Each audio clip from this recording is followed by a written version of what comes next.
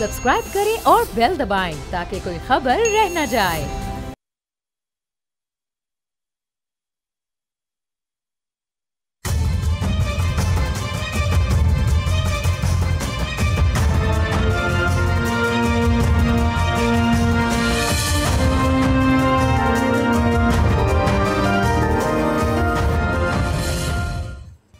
अस्सलाम वालेकुम, आप देख रहे हैं बोल्ड रिपोर्ट्स और मैं हूं बतूल राजपूत। आज पाकिस्तान के वज़ीर आज़म ने पाकिस्तान के तमाम सूबों के वज़राए आला से मुलाकात की और अहम अमूर पर बातचीत हुई, जिसमें सिक्योरिटी और पोस्ट फ्लड इशूज़ पे बातचीत की गई। लेकिन KP के नए नामज़द किए गए वज़ीर आला ने वहाँ पर शिरकत नहीं की और ऐसा माजी में पहले भी हो चुका है कि अहम अमूर पे जब एक नेशनल मीटिंग के लिए बुलाया जाए आला अहदेदार को तो नहीं देखा कि KP की तरफ से वो नुमाइंदगी हो। इसी क्या वजूहत हैं और ओवरऑल पॉलिटिकल सिचुएशन पर बात करेंगे। शेर अफजल मरवत साहब मुझे ज्वाइन करें, रुकन कौमी असम्बली हैं, XPTI हैं। बहुत शुक्रिया मरवत साहब, आप ज्वाइन करें। क्या वजह है मरवत साहब, वेस्टर्न बॉर्डर्स के हवाले से बातचीत हुई है, फिर फ्लड के बाद की तबाही के ऊपर सब लोग इकट्ठे हुए, दावतनामा दिया गया, लेकिन आफरीदी साहब ने कहा कि वो नहीं आएंगे। और इससे पहले हमने आज ही वज़ीरिस्तान में एक खुदकुश हमला हुआ, तो ये इतनी रिजिडिटी दिखाने की क्या ज़रूरत है? बहुत शुक्रिया। मेरा ख्याल है कि इब्तिदा में जो गलतफहमियाँ पैदा हुई और इसका आगाज़ जो है वो वफाकी वज़रा की तरफ से किया गया, जो नवमुंतखब वज़ीर आला है उनकी ज़ात पे जिस तरह ठीक हुए और इसके बाद उन्होंने जवाब दिया असम्बली में और फिर इनकी अडियाला जेल में मुलाकात न हो सकी। इन तमाम मामलात की वजह से मैं समझता हूँ कि नए वज़ीर आला का एक मसला है जो साबिक़ वज़ीर आला का नहीं था, अली अमीन ख़ान का। अली अमीन ख़ान छोटे मोटे फ़ैसले अपने तय लेते थे, जिस तरह वज़ीर आज़म से मिलना हुआ, सरकारी मीटिंग अटेंड करना हुआ, किसी इशू पे बयान देना हुआ। लेकिन जो सुहेल अफरीदी साहब हैं वो मेरा ख़्याल है कि उनकी ख्वाहिश थी कि ख़ान से मिल लेता, उनको गाइडलाइन मिल जाती कहाँ तक वो बोल सकते थे कहाँ तक नहीं। अब ये चूँकि तय नहीं हुआ है तो इस वजह से उन्होंने इस मीटिंग में शिरकत नहीं की, क्योंकि वो अपने तय PTI में किसी को इजाज़त नहीं है कि वो अपने तय कोई फ़ैसला करें। तो ये गलती या ये कसूर जो है नए वज़ीर आला पे नहीं डाला जा सकता। PTI का कल्चर ही ऐसा है कि आपने पहले ब्रॉड लाइंस पे पॉलिसी गाइडलाइंस लेनी है, जब आपको मिल जाता है इख्तियार, इसके बाद अब अगर ये वज़ीर आज़म से मिल जाता और वज़ीर आज़म से मुलाकात के बाद खान साहब से मिलता तो खान साहब की नाराज़गी यकीनी थी। ठीक है, तो यूँ बदी हालात में उन्होंने वज़ीर आज़म साहब से मुलाकात नहीं की। और लेकिन मरवत साहब, हमने माजी में देखा है कि जब अली अमीन गंडापुर मोहसिन नकवी से मिलते थे या वज़ीर आज़म बनते थे, तस्वीर खिंचवाते थे तो उन पर बहुत तनकीद होती थी। वो अपने तय फ़ैसला तो कर लेते थे लेकिन सोशल मीडिया पे बहुत तनकीद होती थी। इस तनकीद से बचने के लिए भी सुहेल अफरीदी ने अवॉइड किया। ये जो मैं पहले इस पे कह चुका हूँ कि नए वज़ीर आला हर उस फ़ेल से इज्तनाब करेंगे जिस फ़ेल के इर्तिकाब पे अली अमीन ख़ान पे सोशल मीडिया ने तनकीद की। याद होगा आपको, जब मोहसिन नकवी साहब से पहली दफ़ा मिले थे तो एक तूफ़ान बदतमीज़ी बरपा हुआ तो सोशल मीडिया में अली अमीन ख़ान के ख़िलाफ़ हो। इसी तरह जब वज़ीर आज़म के साथ उनके फ़ोटो सेशन आया था, इस पे खान साहब ने भी जो है नाराज़गी का इज़हार किया था। तो लिहाजा माजी की मिसालें सामने हैं। सुहेल अफरीदी साहब जो हैं वो अली अमीन ख़ान नहीं है। सुहेल अफरीदी साहब को वक्त लगेगा एक ऐसे पोजीशन पे आते जहाँ पे वो अपने तय भी कुछ फ़ैसले कर सके। लेकिन इब्तिदा में कोई भी ऐसे फ़ेल का वो इर्तिकाब नहीं कर सकते हैं जिससे जो है कोई मैसेज PTI के सर्कल में ऐसा चला जाए जो उसके ख़िलाफ़ तनकीद का बाइस बने या सोशल मीडिया जो है वो इसके पीछे चपड़ जाए। मरवत साहब, ये भी रिपोर्ट हो रहा है कि सुहेल अफरीदी एक वर्कर की हैसियत से तो इमरान खान से मिले हुए हैं, लेकिन एक कोई सीरियस पॉलिटिकल कम्युनिकेशन उन लोगों की आपस में कहीं नहीं हुई और ये रिकमेंडेशन भी मुराद सईद के थे। मुराद सईद के कहने पे इनको लगाया गया है। मेरा ख्याल है कि शायद ये बात किसी हद तक दुरुस्त है। देखिए, सुहेल अफरीदी साहब, जहाँ तक मुझे इल्म है, सुहेल अफरीदी साहब को काबीना में भी अली अमीन ख़ान ने शामिल किया था। वो ख़ान की चॉइस नहीं थे। سہیل افریدی صاحب کا جو رائز ہوا ہے وہ تب ہوا جب اندرون خانہ مراد سعید اور بی بی صاحبہ خان صاحب انہوں نے فیصلہ کر لیا کہ ہم نے علی امین خان کو تبدیل کرنا ہے. تو لہٰذا متبادل کے طور پہ ایسے شخص کو لانا تھا کہ جس سے اختلافات بھی نہ بڑھے، کیونکہ آپ کو علم ہے کہ پی ٹی آئی کے پی میں دو تو بڑے مضبوط دڑے ہیں. اب اگر اسد قیصر صاحب کا بھائی یا شہرام ترقی کا بھائی وزیر اعلیٰ بن جاتا تو پھر ڈائریکٹ اختلاف رہتا علی امین خان کی طرف سے، جنہوں نے ان دونوں کو نکالا کابینہ سے. اور یوں ان حالات میں قرعہ فال ان کے نام پہ نکلا. اور یہ بات بالکل درست ہے کہ کبھی شاید زندگی میں بھی خان صاحب اور ان کے بیچ کوئی سنجیدہ گفتگو سیاسی معاملات پہ نہیں ہوئی ہوگی.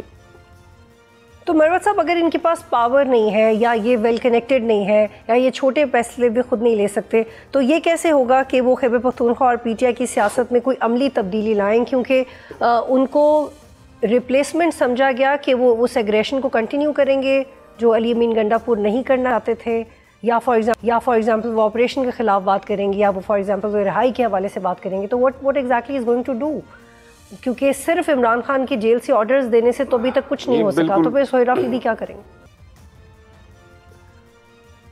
یہ کافی مشکل سوال ہے اور اس کا جواب تو وقت دے گا، لیکن اس حد تک بات درست ہے کہ وزیر اعلیٰ کا منصب انتہائی اہم نوعیت کا ہے. صوبے کی کسی بھی صوبے میں چیف ایگزیکٹو بھی ہوتا ہے اور صوبے کے عوام کی تقدیر، ان کا مستقبل، ان کی تبدیلی کا دار و مدار وزیر اعلیٰ کی پالیسیوں پہ ہوتا ہے. نو منتخب وزیر اعلیٰ جو ہیں اس سے توقعات بہتر رکھنی چاہیے اور میرا خیال ہے کہ 3-4 مہینے لگیں گے وزیر اعلیٰ صاحب کو فارم میں آنے کے لیے. اس کے بعد فارم میں آنے کے بعد اگر ان کی سوچ جو ہے وہ ایک پی ٹی آئی آئیڈیلسٹ سے نکل کے ایک مدبر سیاستدان کی ہو جاتی ہے تو صوبے کی خوش قسمتی ہے. اور اگر وہ یہ سمجھتے ہیں کہ خان جس تبدیلی کے لیے ان کو لائے ہیں وہی تبدیلی یا وہ جو احتجاج کی سیاست ہے صرف اسی حد تک ان کے آنے کا مقصد ہے، تو میرا خیال ہے کہ یہ بالکل شارٹ سائٹڈنس ہوگی، پریگمیٹزم نہیں ہوگی. وزیر اعلیٰ سے میں نے یہ ایک وقت میں تجویز بھی دیا تھا کہ 4-5 جو سینئر لوگ ہیں ان پہ مشتمل ایک کمیٹی بنائی جائے جو وزیر اعلیٰ صاحب کو کنسلٹیشن دے اہم معاملات پہ، کیونکہ خان صاحب سے ہر معاملے کے لیے رجوع نہیں کیا جا سکتا. تو لہٰذا جس طرح بھی ارجنٹ ایمرجنٹ معاملات ہوتے ہیں ان پہ ان سے کنسلٹیشن لے کے وہ پرفارم کرے اور یوں انفرادی ذمہ داری بھی ان پہ نہیں عائد ہوگی اور یہ پالیسی یا پارٹی کا فیصلہ تصور ہوگا. ٹھیک ہے مروت صاحب، ہم نے اس سے پہلے بھی ان کی نامزدگی سے پہلے بھی جو ان کے بارے میں اوپینین تھی کہ ہی از پراؤڈ آف دا فیکٹ کہ ان کے پاس بہت زیادہ ٹرائی ہے، اور ٹھیک ہے کہ اچھی بات ہے اگر ان کے پاس ہے، لیکن اس سپورٹ کی بیس پہ وہ کے پی کے اندر بھی ایک بڑا پریشر گروپ بنا سکتے ہیں گورنمنٹ ہونے کے ساتھ ساتھ، اور وہی پریشر کیا وہ فیڈرل میں بھی استعمال کر سکتے ہیں؟ کیونکہ اگر وہ کریں گے تو وہ ایگریسو ہو جائیں گے اور وہ پھر گورنمنٹ کے ساتھ مذاکرات کی طرف نہیں جائیں گے. تو وہ اس میں سے آپٹ کیا کریں گے؟ کیونکہ وہ آپریشن کے حوالے سے تو کہہ چکے ہیں کہ ٹرائبلز ہی نہیں چاہتے، ہم یہ نہیں ہونے دیں گے، لیکن کیا وہ اسی اپروچ کو اس معاملے پہ بھی امپلیمنٹ کریں گے کہ اب پی ٹی آئی اور گورنمنٹ کے بھی مذاکرات نہیں ہونے چاہیے عمران خان کو لے کے؟ دیکھیے، مذاکرات کے عمل میں شمولیت جو ہے وہ فیصلہ سہیل افریدی صاحب کا نہیں ہوگا، وہ عمران خان کا ہوگا.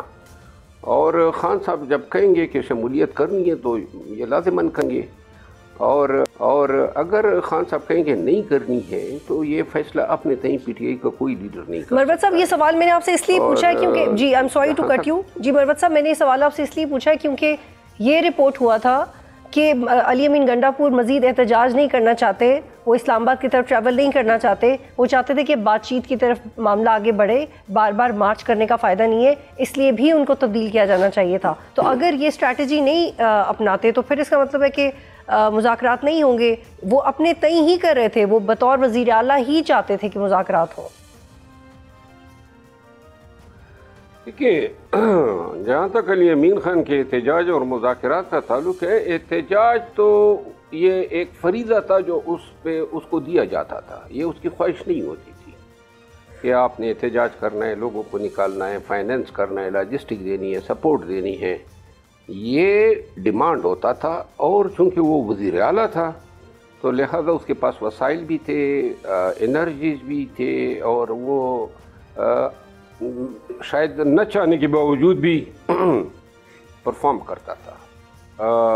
آخر میں جب یہ 26 نومبر کے واقعات ہوئے نا تو ایک چیز واضح ہو گئی، یہ علی امین خان نے خود بھی مجھے بتایا بعد میں، انہوں نے کہا کہ شاید میں یہ محسوس کرتا ہوں جیسے مجھے استعمال کیا جا رہا ہے، اور یہ بات درست ہے، جس طرح میرے ساتھ ہوا، مطلب یہ استعمال کر کے پھینک دو۔ تو یہ ابھی وزیر اعلیٰ تھے، یہ بات انہوں نے کہی تھی۔ پارٹی میں کسی لیڈر کو اگر یہ احساس ہوتا ہے کہ جی اس کا صرف استعمال ہو رہا ہے تو وہ بڑی مایوسی کا شکار ہوتا ہے۔ اب 26 نومبر کے بعد چاہے سہیل افریدی ہو، چاہے علی امین خان ہو، چاہے شیر افضل مروت ہو، چاہے کوئی بھی ہو، لیکن جو بھی احتجاج کی قیادت کرے گا اس کے پاس کوئی گارنٹی نہیں ہے کہ ورکر جو ان کے ساتھ نکلے ہیں وہ اس کی بات مانیں گے۔ یہ ماپ بن گیا تھا، اور ماپ جب بن جاتا ہے، یعنی دیکھیں نا، پارٹی کا فیصلہ تھا کہ ہم نے ڈی چوک نہیں جانا ہے، تو ڈی چوک نہ جانے کے باوجود بھی ورکر۔ مروت صاحب یہ واضح کیجیے گا کہ علی امین گنڈا پور پارٹی میں کیسے استعمال ہوئے، وہ ایسا کیوں سمجھتے ہیں کہ وہ استعمال ہوئے؟ ان کے بارے میں تو ایک بڑی اوپن رائے یہ تھی کہ ان کے دونوں طرف اچھے تعلقات ہیں، تو ان کو کوئی کیسے استعمال کر سکتا ہے؟ وہ تو بڑے دباغ انسان تھے اور ہر بات کھل کے کرتے رہے وہ۔ دیکھیں نا، میں آپ کو عرض کروں نا، علی امین خان جب وزیر اعلیٰ منتخب ہوئے تو اس کے بعد جو ہے ان کے باسز مقرر ہوئے۔ سب سے پہلے تو اسمبلی ہوتی ہے جو کہ بیسیکلی احتساب کرتی ہے وزیر اعلیٰ کی۔ اس کے بعد جو ہے خان نے ایک احتساب کمیٹی ان کے اوپر بٹھا دی، اور وہ احتساب کمیٹی کو یہ اختیار تھا کہ حتیٰ کہ وزیر اعلیٰ کے خلاف بھی کوئی شکایت ہو تو انٹرٹین کرے، وزراء کے خلاف۔ اب تیسری بات جو ہے جو سب سے اہم تھی وہ یہ تھی کہ پی ٹی آئی نے علی امین پہ اسکروٹنی کے لیے کے فرائض سوشل میڈیا کو دے دیے، اور سوشل میڈیا نے اسکروٹنی کچھ اس انداز سے کی کہ گالم گلوچ پہ اتر آئی۔ اگر وہ محسن نقوی صاحب سے ملے ہیں تو گالم گلوچ، وزیر اعظم صاحب سے ملے ہیں تو گالم گلوچ، کہیں پر اس نے جان بچانے کی کوشش کی ہے تو گالم گلوچ۔ اچھا، یہ ساتھ میں وکلاء کی فیسیں ہیں تو علی امین نے دینے ہیں، جلسے جلوسوں کے لیے اگر آپ نے گاڑیوں کے پیٹرول ہیں، ورکرز کا کھانا پینا ہے، یا جو لوگ جیلوں میں جاتے ہیں ان کے لیے وکلاء کا بندوبست ہے، ان کی ضمانتوں کا بندوبست ہے، وہ علی امین نے دینے ہیں۔ اس کے بعد ایک جلسہ ہوا، اس پہ جتنا خرچہ آیا ثوابی میں، پھر سنجانی میں ہوا، پھر لاہور میں ہوا، یوں کوئی 5-6 جلسے ہوئے، کروڑوں کے حساب سے خرچے ہوئے، کسی نے کک نہیں ڈالا، کسی ایک رہنما نے 1 روپے کنٹریبیوٹ نہیں کیا، اور یہ سارے کام اس سے لیے جا رہے تھے، اور اوپر سے گالیاں بھی پڑ رہی تھی۔ تو اس انداز میں صرف وزیر اعلیٰ رہنے کی اتنی بڑی قیمت چکانا، آخر میں یہ بتا دوں برطرف کیے جانے میں شاید ان کی اپنی بھی منشا شامل تھی، کیونکہ وہ تنگ آئے ہوئے تھے، کوئی رکاوٹ تھی نہیں، کوئی روک ہی نہیں رہا تھا یہ سوشل میڈیا کو، اور آخر میں وہ خود ہی ایسے اعمال کرنے لگا، جس طرح علیمہ خانم کے خلاف انہوں نے اوپن بیان دیا کہ وہ اس کی دلچسپی نہیں رہی تھی وزیر اعلیٰ رہنے کی۔ اور خان صاحب سے جب ملاقات ہوئی تھی تو انہوں نے خان صاحب کو واضح کہا تھا کہ اگر آئندہ کوئی احتجاج اسلام آباد کی طرف مارچ ہوگا تو مجھے کوئی لیڈ کرنے کی، یعنی صرف نکالنا نہیں ہوتا ہے، اختیار ہوتا ہے کہ مارچ کب ختم کرنا ہے، مارچ کہاں رکنا ہے، یہ اختیار پھر اس لیڈر کے پاس نہیں ہوتا ہے، وہ اختیار ورکر سنبھال لیتے ہیں، اور ورکر کو گائیڈ کرتی ہے سوشل میڈیا۔ ٹھیک ہے مروت صاحب، آخری سوال یہ آپ سے شارٹلی یہ جواب دیجیے گا کہ مولانا فضل الرحمان 2 دن پہلے تک بیٹھ بھی رہے تھے گورنمنٹ کے ساتھ، پشاور ہائی کورٹ میں ایک درخواست بھی دائر کی، اور اس کے بعد ہم نے دیکھا کہ ایک تنقید شروع ہو گئی، وہ اچانک کیوں ناراض ہو گئے؟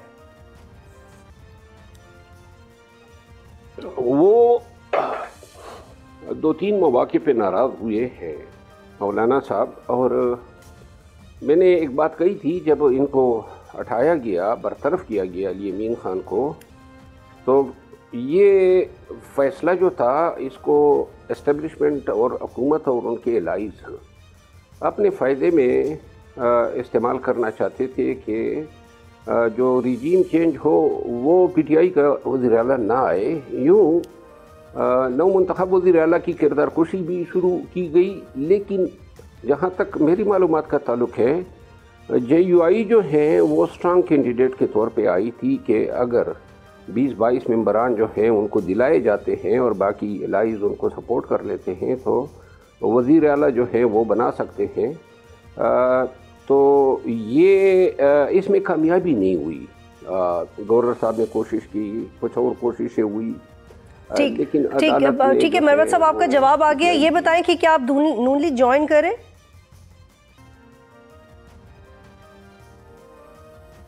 क्यों, ये कहाँ से आपको ख्याल आया? बस ये सोशल मीडिया पे भी चल रही हैं और सवाल है, कहीं से भी आ सकता है, आप जवाब दे दें। नून लीग के लोग मेरा एहतराम करते हैं, पीपल पार्टी के लोग करते हैं, और अगर कोई मुझसे ये तवक्को रखे कि PTI से ताल्लुक़ होने की वजह से मैं मुखालिफिन के लिए बदज़बानी करूँगा, गालियाँ दूँगा, ज्वाइन करना है, बदज़बानी नहीं सर, ज्वाइन करना है। मैंने आपको जवाब दे दिया ना। ये ठीक, मैंने अपने आप को तकदीर के दायरे पे छोड़ा है। ठीक है, और जहाँ तकदीर ले जाएगी वहीं पर जो है फिल वक्त तो मैं हक, सच्चाई, सदाकत। ठीक है, बहुत शुक्रिया मरवत साहब, आप प्रोग्राम में ज्वाइन करे थे। यहाँ पे एक ब्रेक लेते हैं, फिर वापस आएंगे।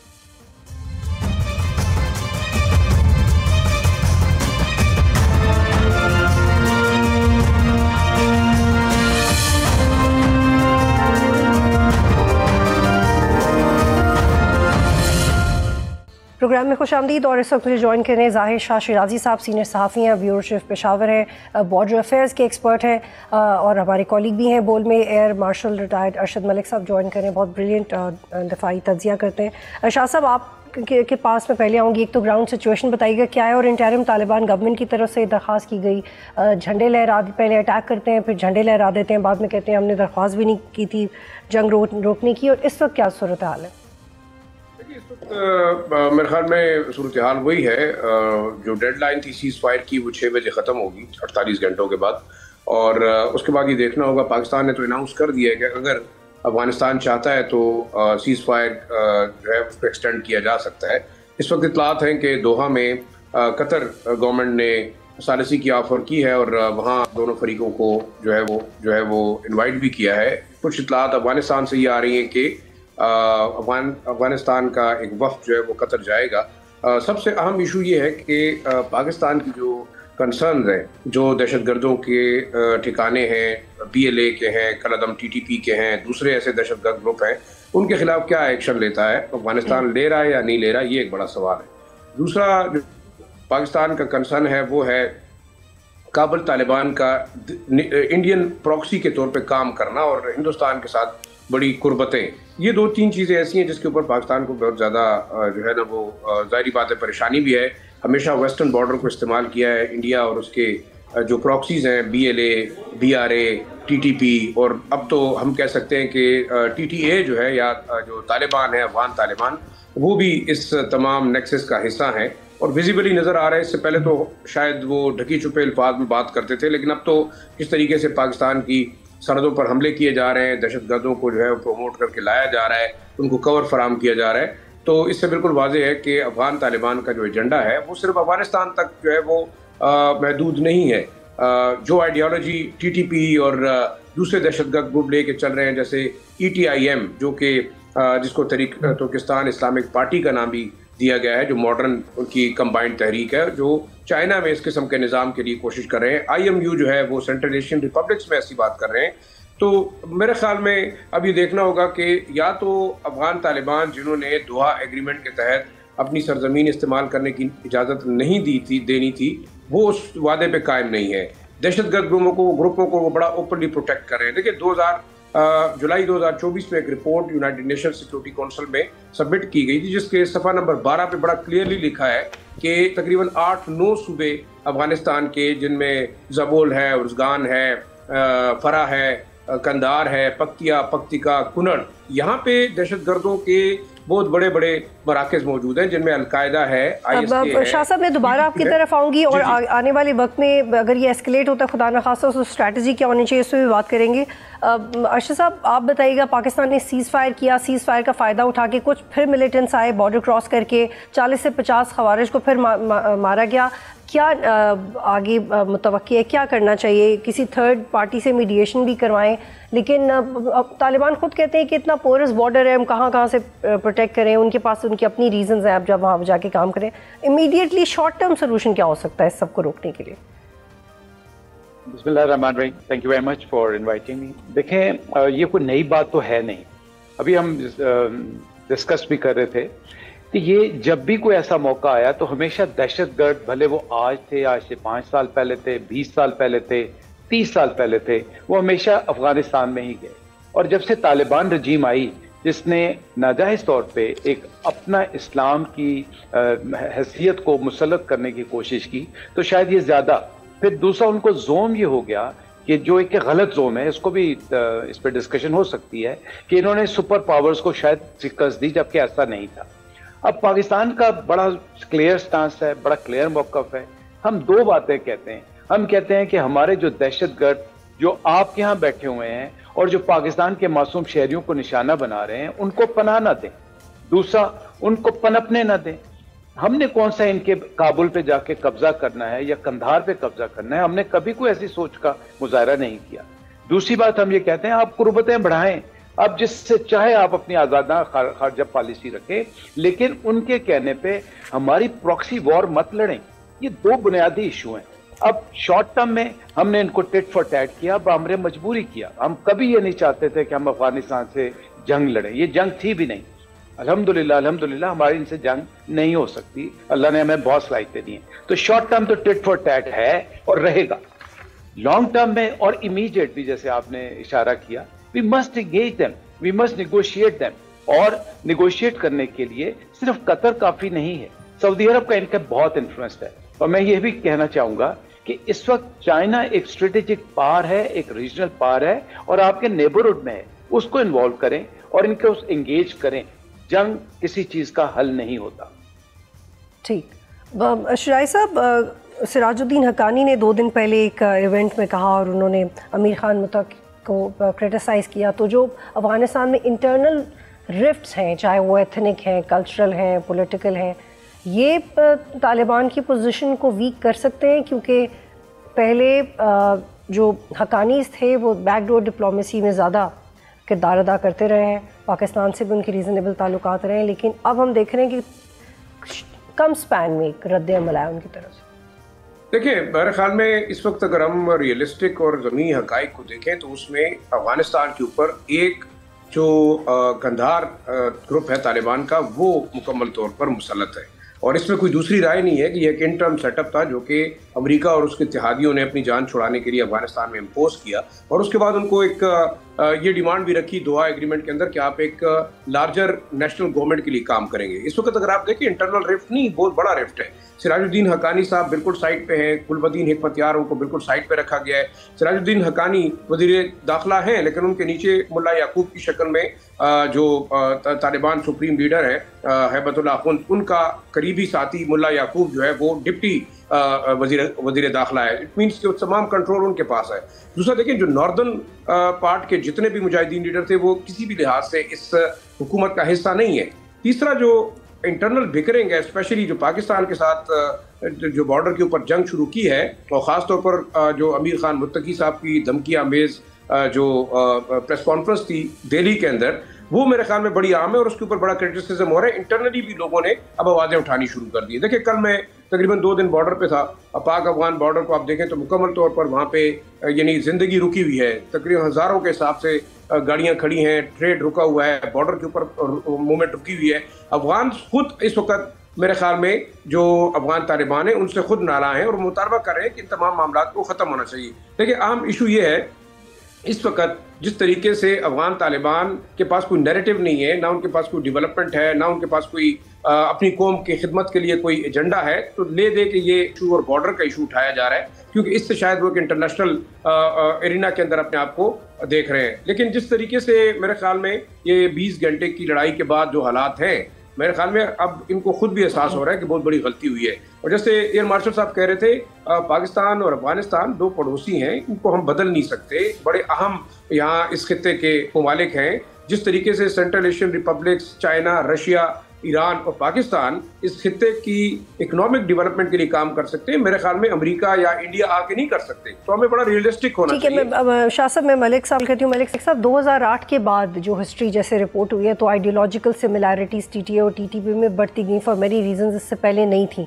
चाहे वो बॉर्डर का मामला हो या वो कुछ रिलीजियस लाइंस हो, लेकिन अब दोनों अगर अपनी आइडियोलॉजिकल सिमिलैरिटी को डिफेंड करते हैं तो क्या उसमें भी डायलॉग की गुंजाइश बचती है? क्योंकि जब तक यूएस पुल आउट नहीं हुआ था, फिर भी अफगान तालिबान के पास एक रैशनल था। अब तो कुछ नहीं है उनके पास। मैं आपकी बात से पहले छोटा सा बात करना चाहूँगा शाह साहब की बात को आगे बढ़ाते हुए कि देखिए, काम हमने ही करना है, मुलाकातें हमने ही करनी है, सोल्यूशन हमने निकालने हैं। तो इलाकाई सालमियत के लिए इलाकाई पावर्स को ही लेके आए, अमेरिका या और किसी का रोल नहीं बनता। जो आपका सवाल है, मैं बड़े एहतराम के साथ ये कहना चाहूँगा कि कौमों की ज़िंदगी में वो वक्त आ जाता है जब आपको सच बोलना पड़ता है। मैं बड़े एहतराम के साथ कहूँगा कि ये कौन से इस्लाम की बात करते हैं? क्या वो इस्लाम जिसमें मजहबी आज़ादी नहीं है? क्या वो इस्लाम जिसमें इन्हीं की तारीफ के मुताबिक औरतों का कोई रोल नहीं है? क्या वही इस्लाम जिसमें बेगुनाहों को शहीद किया जाता है? क्या वही इस्लाम जिसमें रवादारी को मगरबियत समझा जाता है? क्या अल्लाह ताला ने और अल्लाह के पाक रसूल सल्लल्लाहु अलैहि वसल्लम ने जब इकरा को पढ़ा तो क्या वो सिर्फ जुबानी पढ़ने को था, या हिफज करने को था, या समझ को करने का था?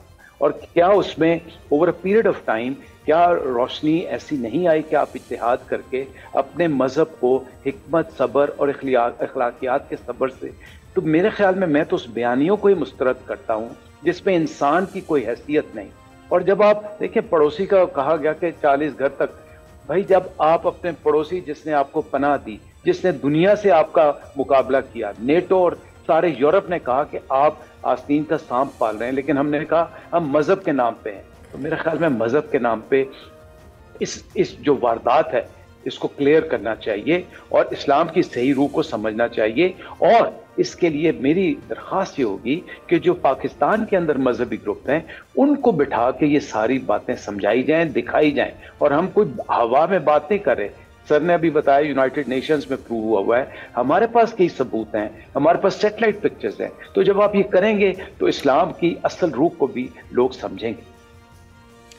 शिराई साहब, बताइएगा कि पॉलिसी मज़ीद कैसे सख्त की जा रही है? अफगान महाजरीन को वापसी का जो भेजने का सिलसिला है वो तो कुछ फेजेस में जारी रहता है, लेकिन मज़ीद क्या इक़दाम हैं जो लिए जाएंगे? क्या मज़ीद कैंप्स को खाली करवाया जा रहा है?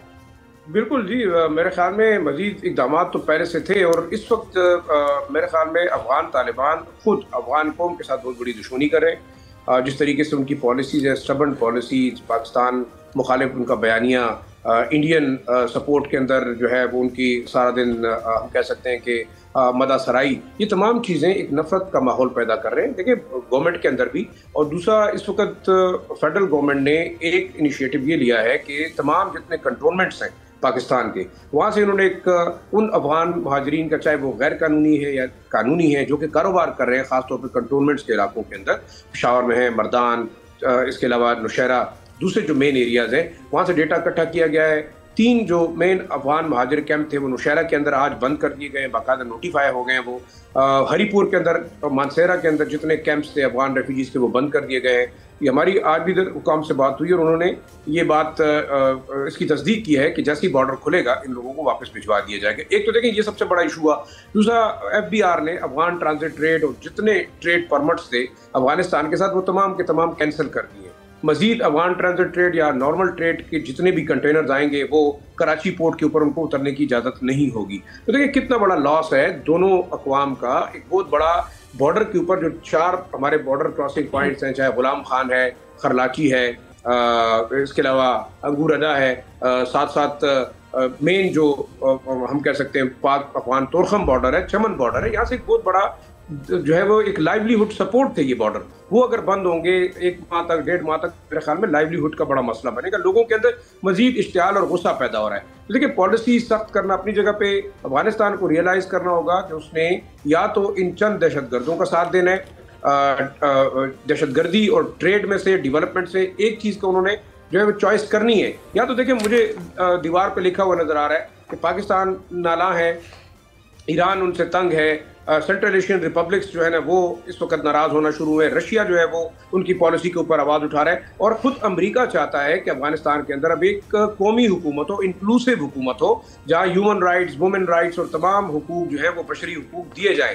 اگر میرے خیال میں افغان طالبان کی ان ٹرم گورنمنٹ اس چیز کے ریئلائز نہیں کرتی تو مجھے لگتا ہے کہ چند ماہ کی یہ مہمان ہے، اور ایک اور افغانستان کے اندر ایک بہت بڑا پھر کیوٹک سچویشن ہوگی، وار لارڈز ہوں گے۔ ٹھیک ہے شاہ صاحب، ملک صاحب کو شامل کرتے ہیں۔ ملک صاحب آخری سوال ہے آپ سے میرا، اور ہم وائنڈ اپ کریں گے۔ ڈومیسٹک فرنٹ بہت سمبولک ہوتا ہے جب سیکیورٹی کے ایشوز ہوں۔ اب وزیر اعظم نے اعلیٰ سطح کا اجلاس بلایا، تمام صوبوں کے وزرائے اعلیٰ آئے، کے پی کے وزیر اعلیٰ نہیں آئے، انہوں نے کہا میں مصروف ہوں، حالانکہ وہ اسلام آباد میں ہی تھے۔ یہ بہت بڑا پیغام جاتا ہے ان لوگوں کو جو آبزرو کر رہے ہوتے ہیں پاکستان کی ڈیسیژنز اور پالیسی میکنگ کو۔ یہ نان سیریس ایٹیٹیوڈ بھی کے پی کو ہرٹ کر سکتا؟ I think this is a very, very serious point you are hinting at. It is not only one-sided. میرا ماننا یہ ہے کہ جو ریاست ہے اس کے حقوق زیادہ ہیں۔ اگر کوئی شرارتی بچہ بھی ہو تو ماں کی طرح اس کو سنبھالا جاتا ہے۔ آپ ان کو ضرور سٹیک ہولڈر بنائیں، اور اس کا آپ کو فائدہ ہوگا، جیسے آپ نے فرمایا کہ اس کا میسج آتا ہے۔ میسج کے علاوہ دانش مندی کیا ہے، کے پی کے اسٹیک ہولڈر سٹیکس ہیں۔ جیسے سر نے بتایا کہ جو 1.05 بلین کی جو ٹریڈ ہو رہی ہے اس میں ہمارا زیادہ حصہ ہے، افغان کا تو $500 ملین کے قریب ہے، تو اس صوبے کو ضرور شامل کرنا چاہیے۔ اس کی جو بھی ناراضگیاں ہیں، میں تو کہتا ہوں جو مذہبی گروپ ہیں، یہ ناراضگیاں حکومت تو دور کر سکتی ہے۔ تو I totally agree with you. It's not a right strategy. It's not sending right pulse, and probably it would go against us. بہت شکریہ آپ دونوں کا پروگرام میں جوائن کرنے کے لیے۔ آج تک کے لیے اتنا ہی، پروگرام دیکھنے کا شکریہ۔ اللہ حافظ۔